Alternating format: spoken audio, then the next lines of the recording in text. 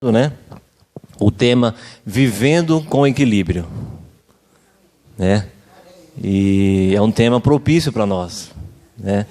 Que muitas das vezes a gente precisa desse equilíbrio, né?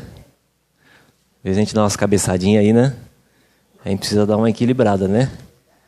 E na igreja visível, irmãos, Deus coloca, né, pessoas na nossa vida para que esse equilíbrio ele seja fundamental também na nossa vida. Você já parou para pensar nisso já?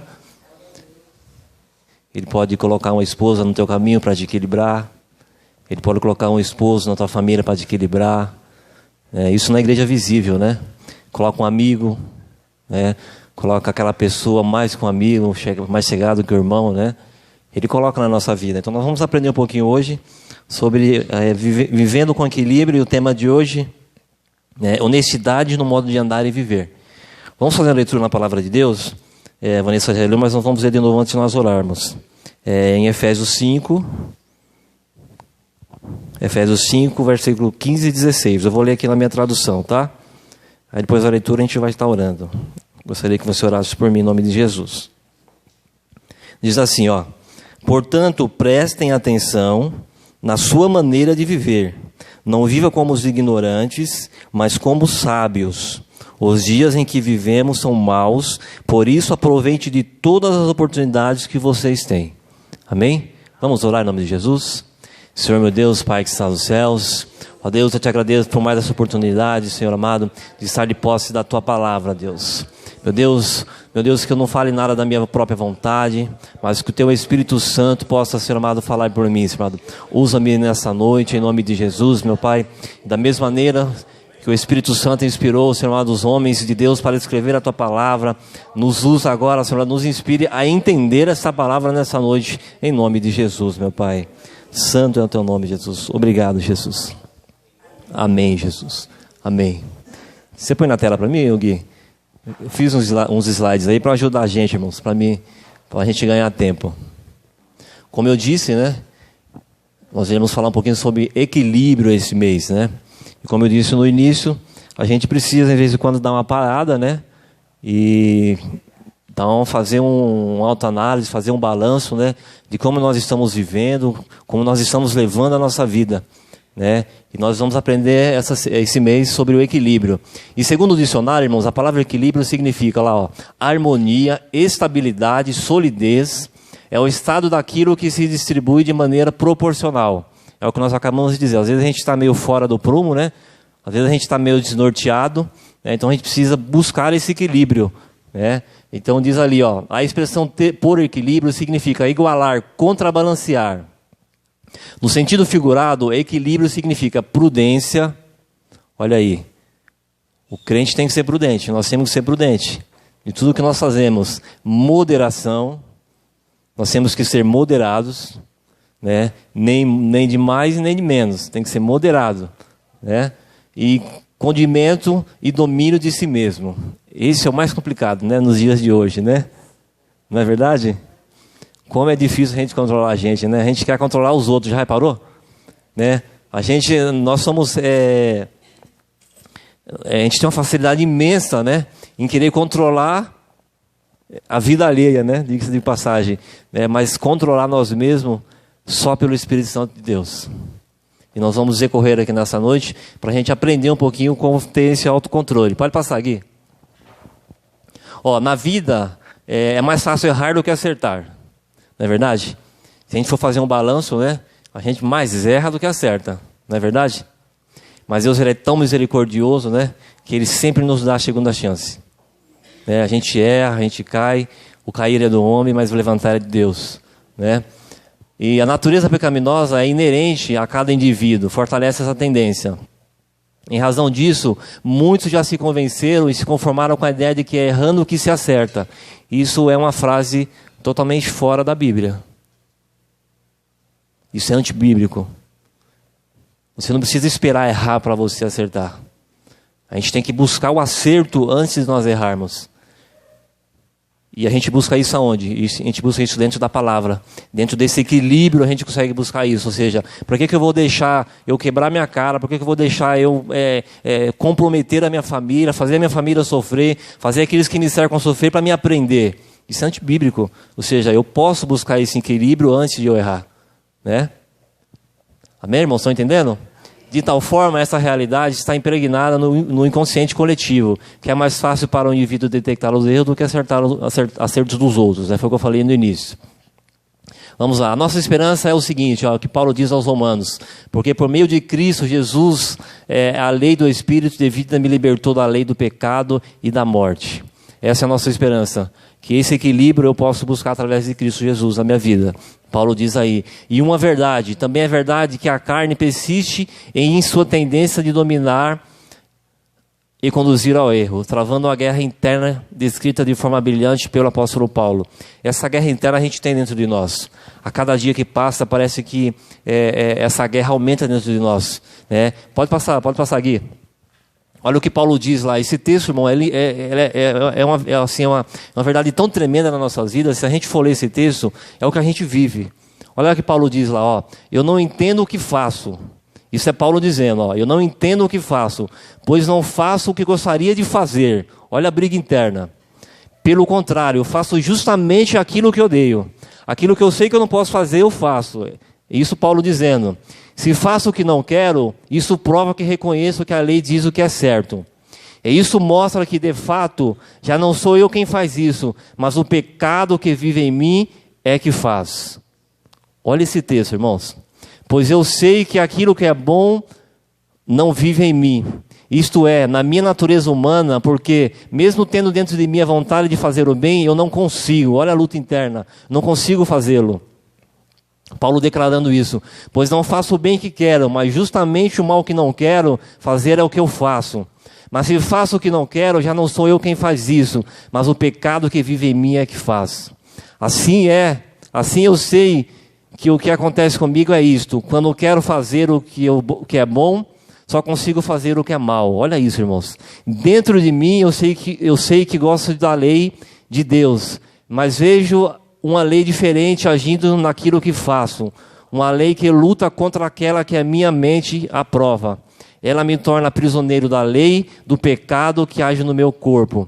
Como sou infeliz! Quem me livrara deste corpo? Quem me leva para a morte? Que Deus seja louvado, pois Ele fará isso por meio do nosso Senhor Jesus Cristo. Portanto, essa é a minha situação. No meu pensamento, eu sirvo a lei de Deus, mas na prática sirvo a lei do pecado. Você percebe, irmãos, essa guerra interna que a gente vive no nosso dia a dia? Aquilo que a gente sabe que não pode fazer, mas a nossa carne está tendenciosa a fazer. E essa guerra interna, ela só é vencida quando ele cita ali, ó, por Cristo Jesus. Só consigo vencer com Cristo Jesus essa guerra interna. Por isso que esse equilíbrio, o fundamental de buscar esse equilíbrio é Cristo Jesus na nossa vida. Amém? Pode passar, Gui.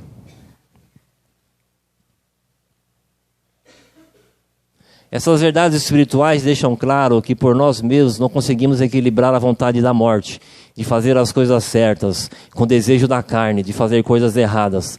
Por essa razão, Cristo morreu por nós, nos deu sua poderosa palavra e nos enviou o seu Espírito Santo, glória a Deus. Ai de nós se não fosse o Espírito Santo, irmãos. Você já parou para pensar se nós não tivéssemos o nosso companheiro Espírito Santo? O que seria da nossa vida? E graças a Deus, quando Jesus subiu, Ele prometeu e cumpriu a sua palavra. Enviou o Consolador para que vivesse conosco.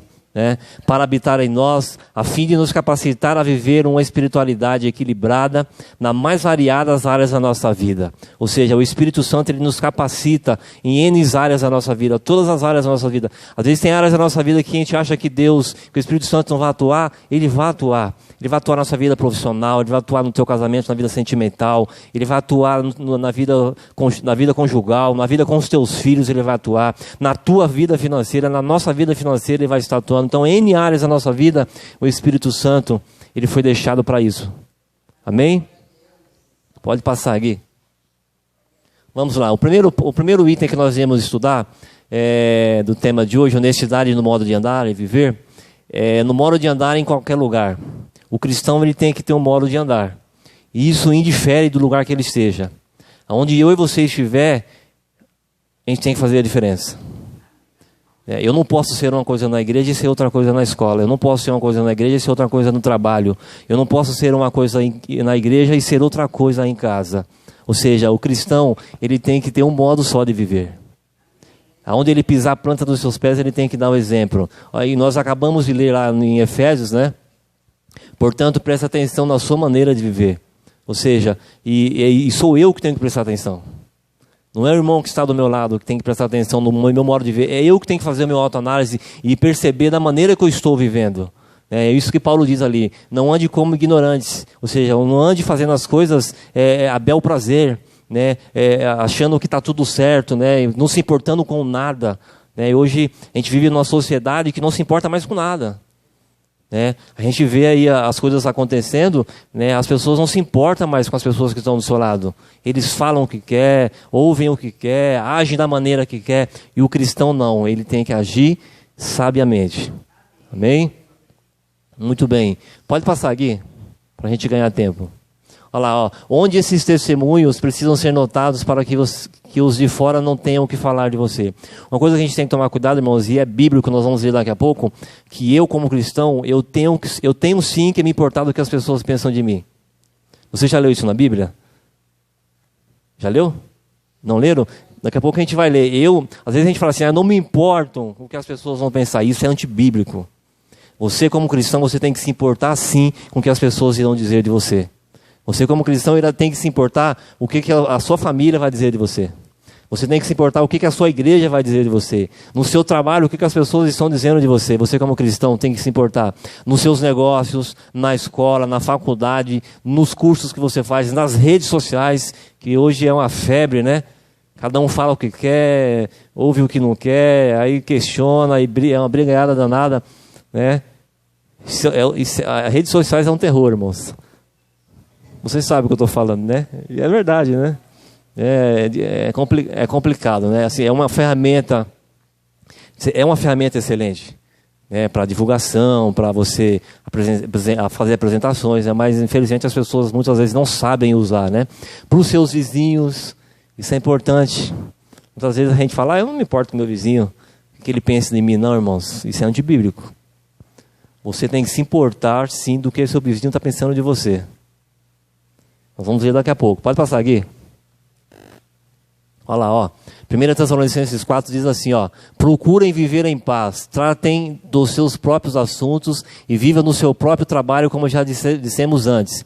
Assim, aqueles que não são cristãos os respeitarão e vocês não precisarão viver a custas de ninguém. Olha aí, ó, o que eu falei. Você pensa que as pessoas não estão de olho em você? Você pensa que o seu vizinho não está de olho em você, no seu modo de andar, no seu modo de falar, né? Ou seja, isso é bíblico. Então a gente tem que se preocupar. Então essa frase, eu não me importo com o que estão pensando, em nome de Jesus, sem cair nessa noite. Isso é antibíblico. Você como cristão, você tem que se preocupar sim do que as pessoas pensam de você. Tá bom? Vamos lá, conselho de Paulo lá aos Filipenses. Por último, meus irmãos, encham a mente de vocês com tudo o que é bom e merece elogios. Isso é, tudo que é verdadeiro, digno, correto, puro e agradável e decente. Ou seja, essa é uma das maneiras da gente nos comportarmos de maneira decente e íntegra, né, conforme a vontade da palavra de Deus. É esse conselho que Paulo dá. Né? Ou seja, se você estiver cheio de coisas verdadeiras, dignas, corretas e puro e agradável, não tem como da sua boca sair coisa ruim. Se você está cheio do Espírito Santo, se você está cheio da palavra de Deus, como Paulo está dizendo, como é que vai sair coisa ruim da sua boca? Não vai. Só vai sair palavra que edifica as pessoas, só vai sair palavras que edificam a sua família, que edificam a igreja, que edificam aqueles que estão ao teu lado. Então podemos, para a gente ter uma vida realmente honesta no modo de andar, é um dos conselhos que Paulo nos dá, nos encher da palavra de Deus. E com certeza o que sair da minha e da sua boca vai ser edificação para vidas. Amém? Pode passar aqui. Olha lá, o segundo item que nós iremos aprender, sabendo ou não, o crente é sempre observado. Já parou para pensar nisso? Sempre tem alguém te observando, irmãos. É batata, filho. Sempre vai ter alguém te observando. Né? Eu já contei isso aqui uma vez. Eu morava aqui numa casa perto da minha cunhada, aqui no Village, e num sábado eu não vim para a igreja. Quando eu bati a chave no portão, o vizinho estava na porta. Edson, não foi para a igreja hoje, Edson? Vocês lembram que eu contei isso aqui? Ou seja, eu nunca tinha falado com esse vizinho, só que ele percebeu que todo sábado de manhã eu ia para a igreja. E naquele sábado eu não fui. E ele batia a chave no portão, eu ia na minha cunhada, ele nem bom dia deu. O Edson não foi para a igreja hoje, Edson? Olha aí, ó. Então a gente está sempre sendo observado, irmãos. Então a gente tem que ficar atento nisso daí. Vamos lá, ó. Tendo consciência disso ou não, todos nós estamos diariamente sendo observados por todas as pessoas que nos cercam. Então as pessoas que estão do seu lado, elas estão sempre te observando, irmãos. E você que é cristão, que você que é crente, aí que eles redobram a visão sobre você. Com base nessas observações, eles fazem o seu próprio juízo a nosso respeito. E quando eles te observam, eles tiram as próprias conclusões deles. Por isso que nós falamos no início, que dependendo da maneira que você se posta, ele vai tirar as conclusões deles. E da maneira que você se postar, ele vai tirar as conclusões dele e vai sair falando. Se você não estiver andando direito, se você não estiver andando com procedência, o que essa pessoa que está te olhando, ele vai falar de você? Não é verdade? Então a gente tem que tomar esse cuidado aí. Olha só lá, ó. Com base nessas observações, elas fazem o seu próprio juízo a nosso respeito. Olha só o exemplo no templo de Eliseu. Essa história a gente já conhece, né? Havia em Israel, na tribo de Isacar, uma aldeia chamada Sunem. Nela vivia um casal que já tinha hospedado aquele profeta, o profeta Eliseu, né? Por algumas vezes em sua casa. Depois de algum tempo, esse casal decidiu fazer-lhe uma cortesia. A proposta partiu da mulher. A gente já conhece essa história, né? Por que partiu da mulher? Porque a mulher é mais observadora. Eu sou distraidão. Minha mulher tem que ficar me lembrando das coisas. Às vezes ela faz algumas coisinhas assim, você não reparou, né? Mas o homem é meio desligadão, né? E a mulher é mais observadora, né? Por isso que nessa história aí que narra, foi a mulher que fez a proposta. Que a gente vai ver lá em 2 Reis 4, lá a proposta que ela fez, para o marido dela: vamos construir um quarto pequeno na parte de cima da casa e vamos pôr ali uma cama, uma mesa, uma cadeira e uma lamparina. E assim, quando ele vier nos visitar, pode ficar lá. Um dia Eliseu voltou a Sunem e subiu ao seu quarto para descansar. Pode passar, filho. A pergunta que fazemos é o seguinte: o que levou aquele casal a transformar o visitante ocasional, talvez até pouco conhecido, em um hóspede de honra? Olha lá, só de ver Eliseu passar, a mulher já estava observando a caminhada de Eliseu. E as pessoas estão observando a sua caminhada, a sua saída da sua casa, a sua saída para o trabalho, quando você não vem para a igreja no sábado de manhã. As pessoas estão observando. E um hóspede de honra, com liberdade para entrar e sair em sua casa como se fosse membro da família. Observemos que aquela mulher disse ao seu marido, olha o que ela disse lá no versículo 9. Ela disse ao seu marido: tenho certeza de que esse homem que vem sempre aqui é um santo homem de Deus. Glória a Deus, irmãos. Ou seja, ela ficou observando o profeta. Ele ia e voltava várias vezes. Aí ela tirou, pelas atitudes dele, pelo proceder dele, com certeza, pela fala dele, pelo andar dele, com certeza ela tirou essa conclusão aqui, Ele é um santo homem de Deus. E eu e você como cristãos, as pessoas têm que olhar na gente, irmãos, e falar assim, ali vai uma mulher de Deus. Ali vai um homem de Deus. Isso é sério, irmãos. Nós temos que alcançar esse grau de espiritualidade. As pessoas têm que olhar na gente e perceber isso, ver Cristo em nós. As pessoas têm que olhar na gente e saber, olha, está saindo ali uma mulher de Deus indo para a igreja. Eu vou chamar aquela mulher de Deus para orar pela minha família. Isso acontece, irmãos. Às vezes você está na sua casa, as pessoas vão te procurar para você fazer oração.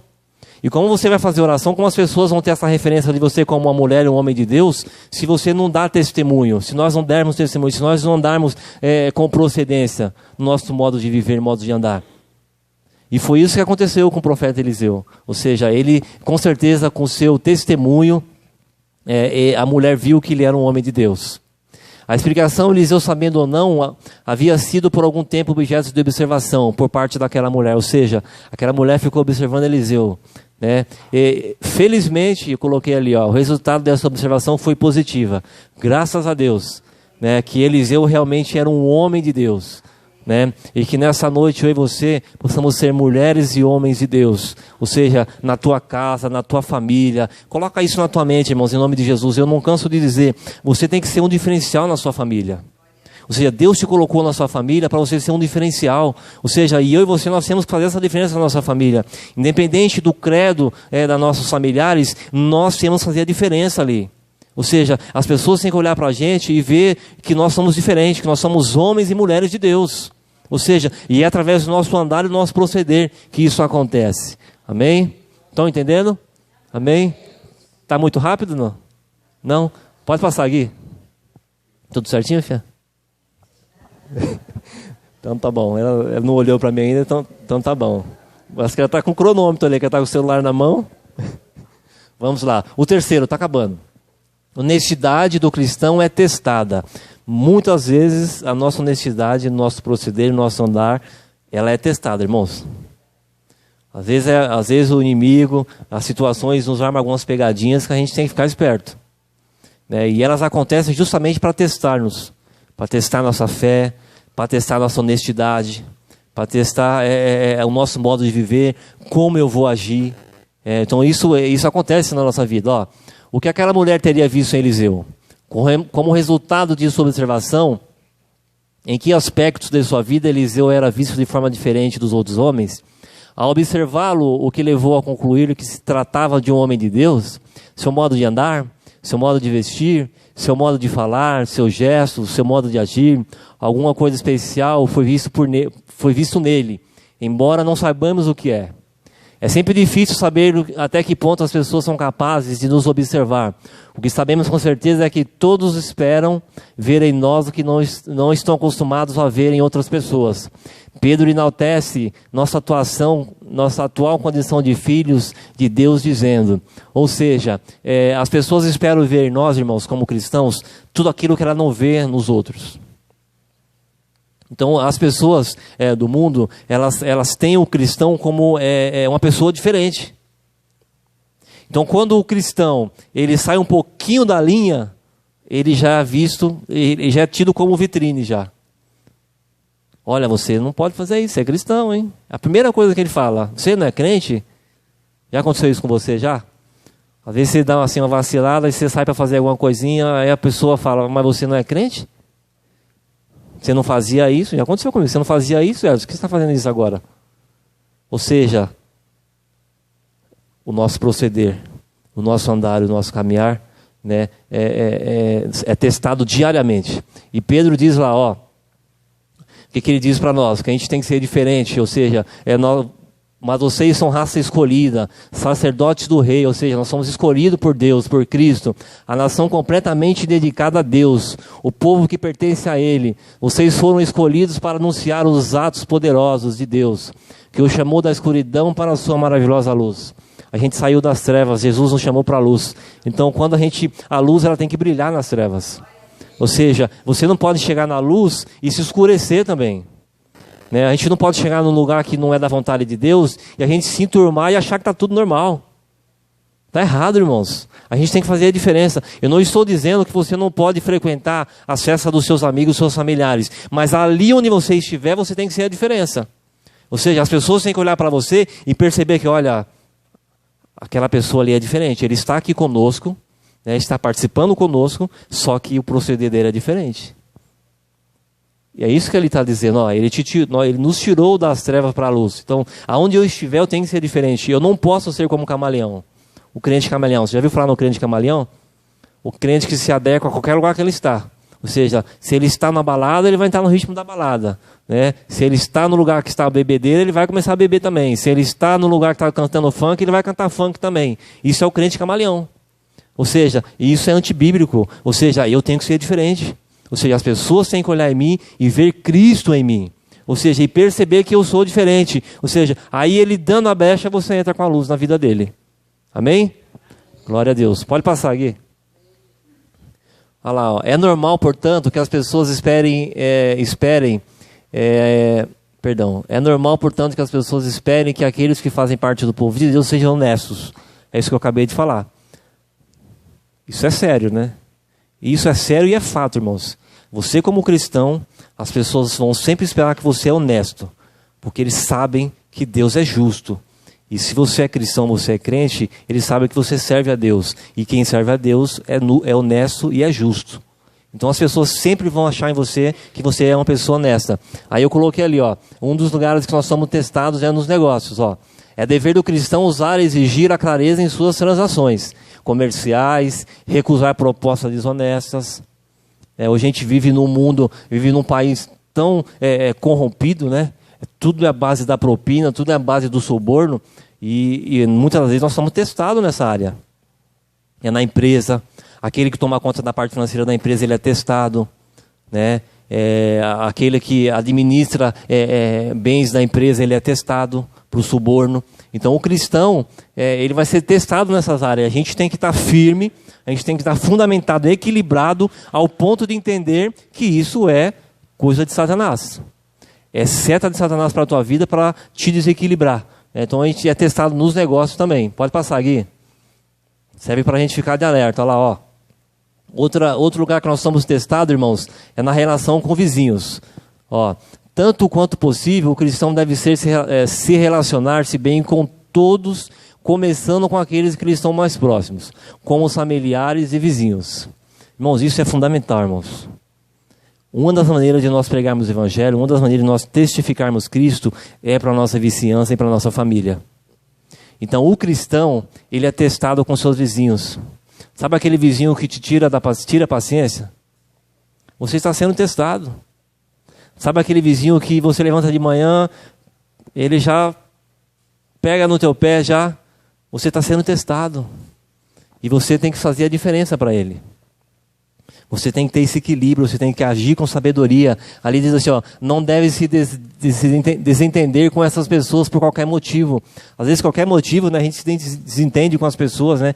Às vezes coisa tão pequenininha, né? Uma mangueira que o vizinho deixou na sua porta, você está brigando com o vizinho.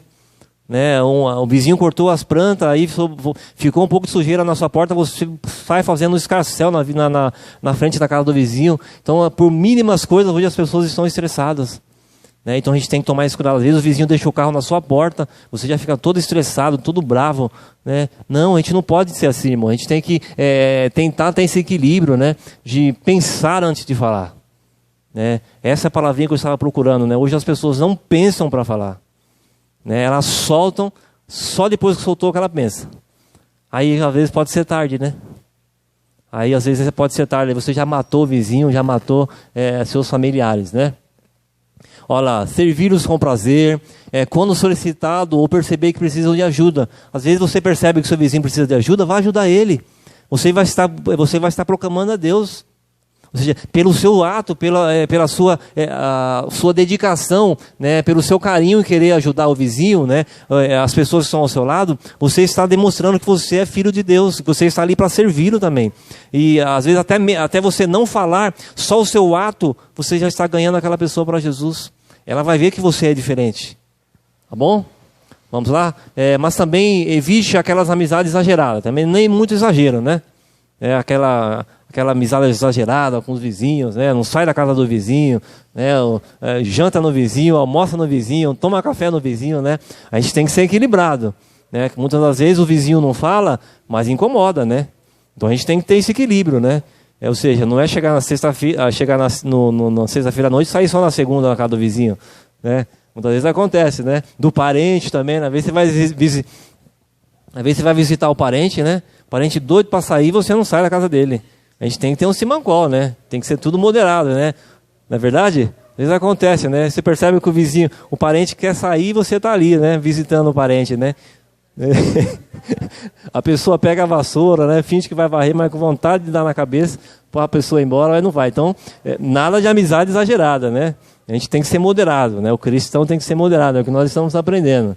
Né? Respeitar seus direitos, inclusive com sons e ruídos que possam incomodá-los. Né? Não é porque o seu vizinho coloca o som alto no funk e no pagode que você vai colocar o seu som alto também. Você está pagando com a mesma moeda. Está errado, isso é antibíblico. Ou seja, você tem que ser o exemplo. Não é porque ele faz errado que você vai fazer também. Eu vou pôr o gospel na última altura também para ele não dormir mais. Está errado. Isso é antibíblico, você está pagando o mal com o mal. A gente tem que pagar o mal com o bem. Ou seja, porque nós somos justos e somos honestos perante Deus. Amém? Então, use dos seus direitos, mas use sabiamente, né? Evite escândalos no geral, né? Foi o que nós acabamos de falar, né? Evite escândalo, irmãos. Se tem uma pessoa que não gosta de escândalo, sou eu, irmãos. Minha esposa me conhece, né, filho? Nossa, eu pago, irmão, para não entrar numa briga, filho. Às vezes eu saio até por bobo, né? Eu saio por bobo, né? Eles falam aí por tonto, né? Porque eu pago para não entrar numa briga, irmãos. Nossa, eu fui ensinado assim desde pequeno. Não briga, não entre em confusão, sai fora. E eu cresci com isso na mente. Então, assim, eu chego a ser até medroso de briga. Né? Quando eu era moleque, eu tinha muito medo de briga, né? Então eu pago para entrar numa briga, né? E hoje tem crente que, meu Deus do céu, filho, paga para entrar numa briga, filho. O assunto não é nem com ele está se envolvendo. Já reparou? Já repararam nisso? Às vezes o assunto não é nem com ele, ele já está querendo se envolver, já quer tomar partido, né? E já acha que é o dono da razão. Isso é antibíblico, irmão. Isso tem que cair em nome de Jesus. Ou seja, a gente tem que ser moderado, né? Para que evite escândalo, né? Vai para casa, esfria a cabeça, né? No outro dia você já está com a cabeça mais refrescada, né? Já pôs os pingos nos is, né? E aí você com certeza vai ter uma maneira mais sábia de resolver isso. Às vezes no calor da emoção a gente não consegue. A gente fala besteira, maltrata, né? Ofende a pessoa, né? Então, conta até 5, vai para casa, dorme, pede que o Espírito Santo de Deus te oriente, e no outro dia você procura a pessoa e resolve a questão. Amém? Amém, glória a Deus. Aí em Efésios diz assim, ó: não deixe que ninguém engane vocês com conversas tolas, pois é por causa dessas coisas que o castigo de Deus cairá sobre os que não obedecem a Ele. Ou seja, não caia em cilada de Satanás, não, irmãos. Às vezes as pessoas vêm com o assunto para o teu lado, é só para te destabilizar só. Às vezes você está bem espiritualmente, aí a pessoa vem com a conversinha na tua orelha só para tirar sua paz só. Então você tem que ter essa sabedoria aqui, que Paulo diz aos Efésios, ó: não cai em conversas tolas não, isso aí é conversa de tolo. Não se envolve não, cai fora. Não se envolve não, que isso daí é roubada, não se envolve não, sai fora. E a gente tem que ter a sabedoria, a gente tem que ter esse equilíbrio e perceber que isso é cilada de Satanás. Sai fora, vira as costas, deixa que ele fale de você, mas você vira as costas e vai embora. Aí se você se envolver é pior. Aí quando você imaginar, um problema que não era teu, virou teu. Aí para você sair, só pela misericórdia de Deus. Aí é com muita campanha, 100 dias de oração. Portanto, não tenha nada a ver com esse tipo de gente. Antigamente vocês mesmos viviam na escuridão, mas agora que pertencem ao Senhor, vocês estão na luz. Por isso, vivam como pessoas que pertencem à luz. Vamos viver como pertencemos a Cristo, irmãos. A gente tem que ser o exemplo. Pois a luz produz uma grande colheita de todo tipo de bondade, honestidade e verdade. Quando a gente anda na luz, irmãos, quando a gente começa a fazer o bem, a gente começa a colher isso daí, ó. A gente colhe bondade, a gente colhe honestidade, a gente colhe verdade, a gente colhe paz. Como é bom uma casa com paz, não é, irmãos? Uma casa com briga, com desavença, é tão terrível, não é, irmãos? A gente não consegue dormir direito, né? Não vive bem. Mas quando a gente começa a praticar isso aí, a nossa casa começa a viver em paz. Você começa a ter uma vida em paz, né? As coisas começam a fluir mais naturalmente na nossa vida. Aquilo que parecia que para nós era impossível, elas começam a surgir com mais facilidades. Por quê? Porque a gente começa a buscar paz, honestidade, fidelidade e verdade. Amém? Pode passar, filho. Está acabando, irmãos. Olha lá, testando no ambiente de trabalho, isso é importante também, a gente é testado no ambiente de trabalho, né? No trabalho ou em qualquer outro ambiente, o cristão precisa ter muito cuidado com o modo de agir. Ele não tem direito de faltar ao serviço, a não ser por motivo de força maior. Exemplo, doença. Isso é um cuidado que a gente tem que ter.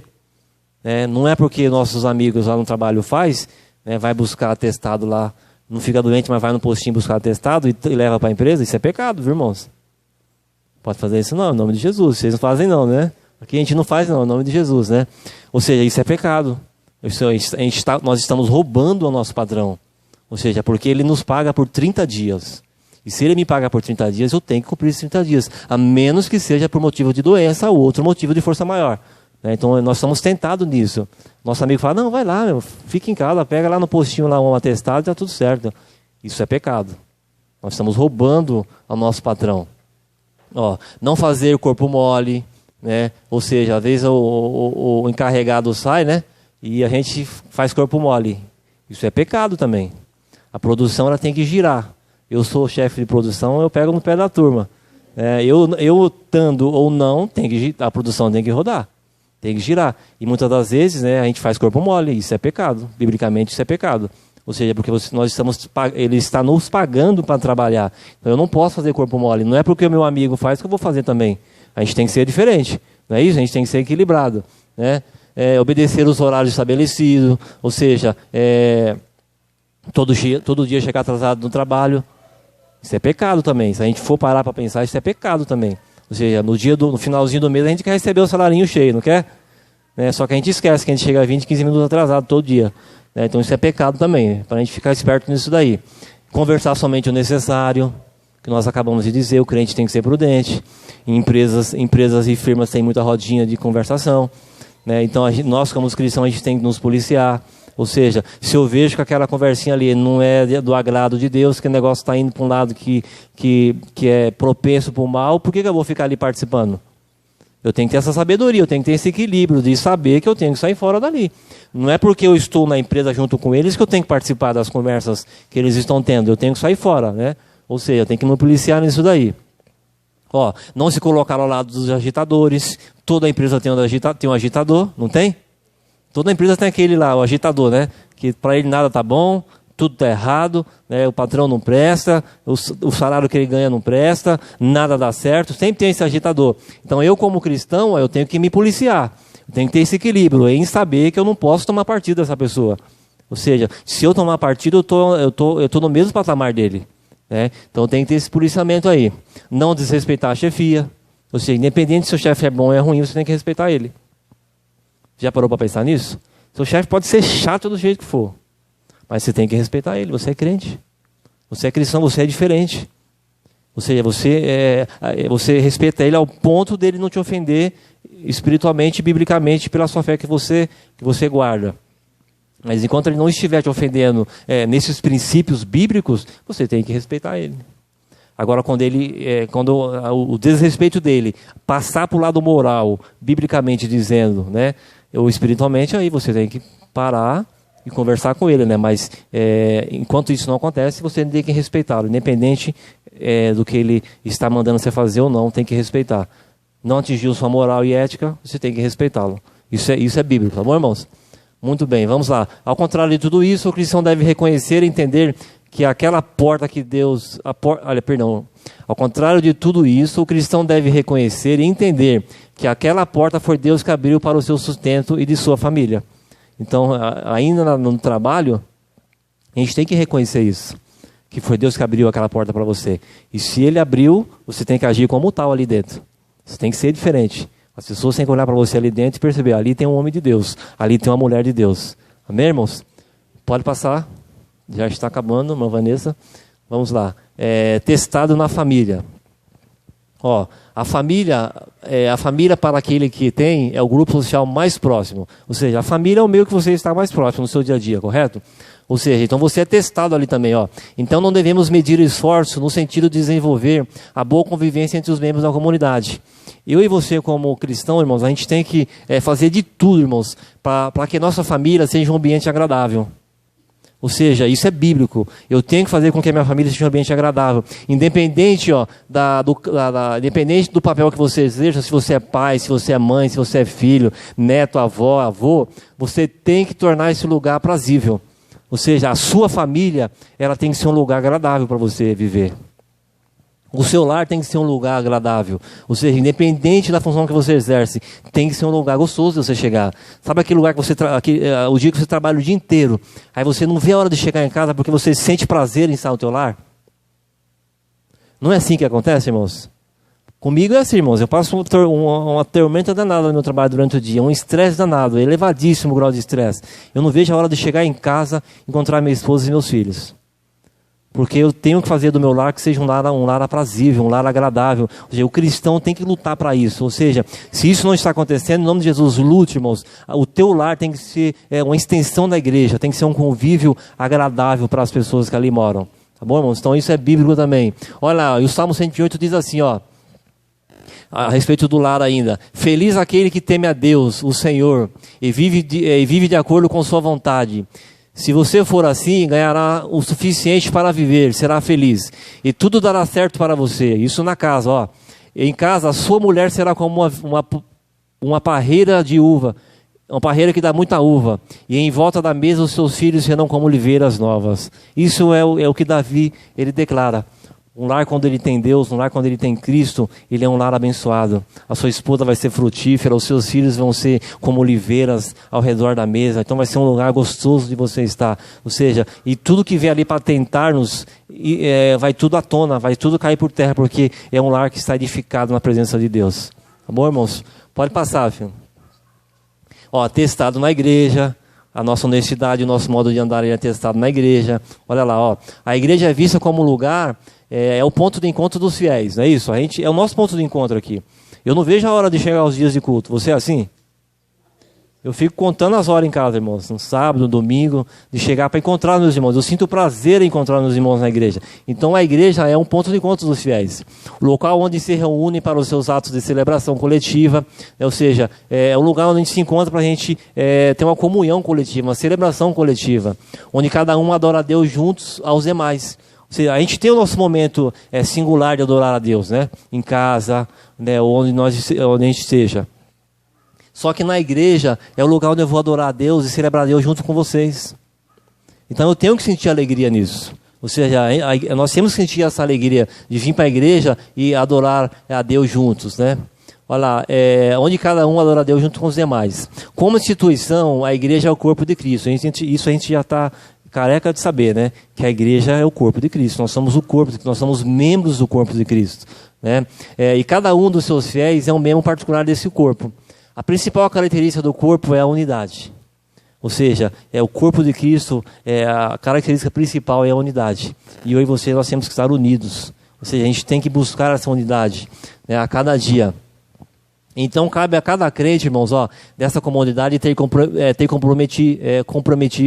ser comprometido e leal para com ela. Ou seja, se eu estou na comunidade, irmãos, nós somos uma comunidade de Vila Carolina, nós vamos ser tentados nessa área. O inimigo vai fazer de tudo para a gente não ser leal e comprometido com essa comunidade.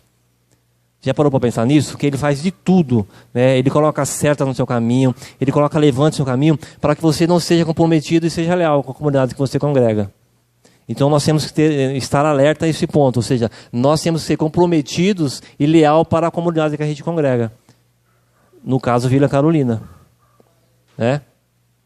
Ser cumpridor dos seus deveres, a gente tem que cumprir os nossos deveres. Se for lhe dado um dever, procure cumprir com amor. Ou seja, se você foi escolhido para fazer tal coisa, porque viram que você é capaz. Viram em você que você vai desenvolver bem aquela função. Então cumpra com seus deveres, tais como congregar regularmente, isso é nosso dever. E muitas vezes nós somos tentados em não querer congregar. Colaborar com as atividades espirituais, ou seja, eu e você, irmãos, nós somos responsáveis pelo lado espiritual da igreja, pelas atividades espirituais. Fato é essa campanha de 100 dias que nós estamos fazendo. Nós temos esse compromisso com a nossa igreja. A gente tem que pegar com força, com coragem, né, com afinco mesmo, né, as atividades espirituais que é proposta para a nossa comunidade. Então isso faz parte também do nosso caminhar e modo de viver na igreja. Nas atividades sociais, ou seja, todas as atividades sociais que a igreja fizer, a gente tem que estar participando. Eventos, programações, nós como cristãos temos que estar participando. Administrativos, evangelísticos, contribuir com nossos dízimos nas ofertas, né? Dar testemunho do evangelho pela palavra e conduta, promover o espírito de união e fraternidade. Ou seja, nós como cristãos, irmãos, dentro da igreja a gente tem que promover a paz, a fraternidade. Se viu que tem um burburinho, vai lá, promove a paz. Acontece isso na igreja. Às vezes você vê um burburinho, vê um comentáriozinho, para que você vai jogar gasolina, né, Diaconisa? Você tem que jogar água. Joga água e apaga e promove a paz. Uma das características da igreja é promover a paz. Ou seja, um convívio aplausível no meio da igreja. Então a gente tem que ter essa percepção. Viu alguma coisa que está fora do contexto? Opa, está errado isso daí. Eu vou tentar resolver isso daí. De uma maneira com amor, com uma maneira sábia, né? Ou seja, resolve com carinho e está tudo certo. Tá bom, irmãos? Muito bem. Acabou o horário, filho? Tá acabando, né? Está acabando já. Promover espírito de união e fraternidade. Esforçar para que, se depender de você, sua comunidade seja um lugar de paz. Ou seja, você tem que se esforçar, irmãos, para que a igreja de Carolina seja um lugar de paz. Isso é compromisso meu e teu. Isso é obrigação minha e tua, como cristão em Vila Carolina. A gente tem que promover a paz nessa igreja, promover a fraternidade nessa igreja, promover, fazer com que as pessoas sintam prazer em estar aqui. As pessoas que aqui congregam, elas têm que sentir prazer em congregar aqui. E isso quem faz sou eu e você. Através de Cristo. Ou seja, nós temos que essa obrigação de fazer isso. Com que as pessoas sintam prazer em congregar em Vila Carolina. Vamos lá. Pensar ao falar, que nós falamos no início, né? A gente tem que pensar no falar. Né? Não é sair falando aí pelos ouvidos, né? Que às vezes magoa as pessoas, né? Que tem pessoas que são mais sensíveis, né, irmãos? Olha só, nós como cristãos equilibrados, a gente tem que ter essa percepção de perceber o irmão que é sensível e o irmão que aguenta a pancada. Que tem aquela pessoa que aguenta a pancada. Você fala com ela e ela não está nem aí, vai para cima e entrou aqui, saiu aqui, não se importa. Mas tem pessoa que não, irmão. Tem pessoa que você falou alguma coisinha para ela, você matou essa pessoa. Aí para você conquistar ela de novo, só pela misericórdia de Deus, irmãos. Então o crente, irmãos, ele tem que ter essa percepção, ele tem que ter esse equilíbrio. Por que eu vou falar com a pessoa que não tem essa sensibilidade? Eu vou falar da maneira mais amorosa, eu vou comendo pelas beiradinhas, eu vou de ladinho, né? Ou seja, até eu conseguir falar com ela. Isso é sabedoria, isso é equilíbrio, é esse equilíbrio que nós estamos aprendendo aí. Tentar interpretar para depois responder com coerência e amor. Às vezes as pessoas te falam uma coisa, você já responde e bate pronto. Eu já respondo e bate pronto. Isso não é bom. Ou seja, o interessante é a gente interpretar, filtra, né? Se não filtrou legal, deixa para falar no outro dia. Isso é coerência, isso chama-se equilíbrio cristão, maturidade cristã. Ou seja, não é responder, não leva desaforo para casa. Essa frase que a gente fala direto, né? Não é isso? Não leva desaforo para casa, não. Isso é antibíblico. Se for preciso, leve desaforo para casa, mas não perca a sua salvação.